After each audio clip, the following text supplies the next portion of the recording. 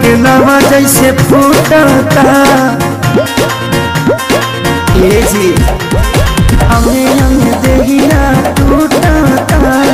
मकई के लावा जैसे फूटता दिया के या जोड़ा में और सैया हो सुतन खली खोरा में और सैया हो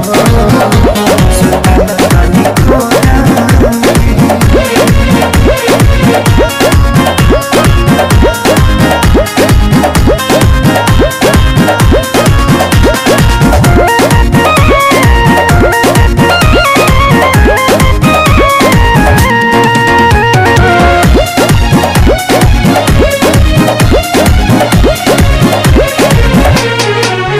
रोज जाके सुत जाना दूरा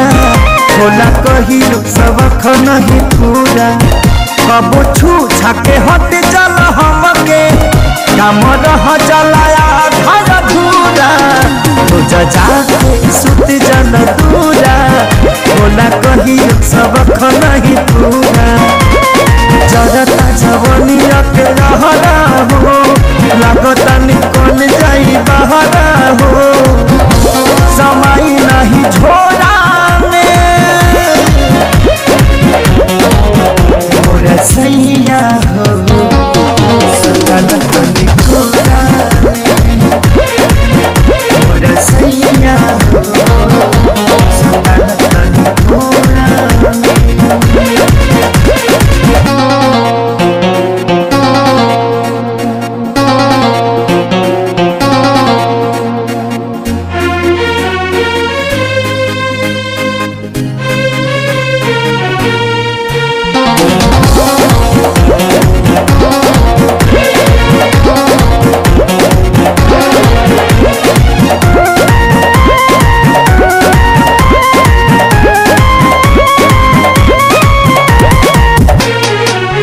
प्यारे लालिया जादव तपाती तुमसे निके बड़े सोनू समझे हाथी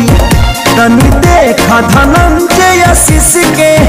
बानी घूमे में हर के गाती